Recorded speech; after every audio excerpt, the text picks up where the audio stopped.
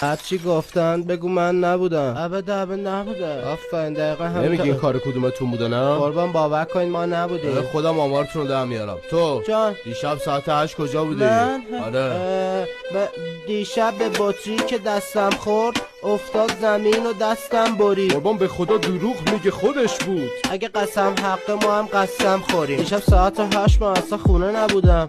به خدا اومدم دیدم خونه عمومم، ماما بابام شاهدن، همین اتاق پلوان. اصلا من سر صحنه قربان حاضر نبودم.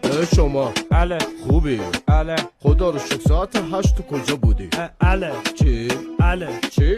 بله دله دندنه. بابا من مریضم، قرص مصرف دارم، گویا فراموشی به خاطرش قطعا دارم. دوربینامو ثبت کرده همه چی رو. آخ استرس، الان قلب درد دارم. صبر کنید من بودم. گردن گرفت. وقتی بیمه باشی مهم نی که کی زده که، انسان جایزه الخطا یهو میزنه بهت. ای بابا بگو بالاخره کی زده بهت؟ بابا گردن گرفت دیگه دی نده. آی قلبم، آی قلبم، عمو گردن گرفت. فرش کن. قلبم خوب شد یهو. به جای این همه ترسیدن خودتون یا دیگران رو بیمه شخص ثالث کنین. هرچی گفتن بگو من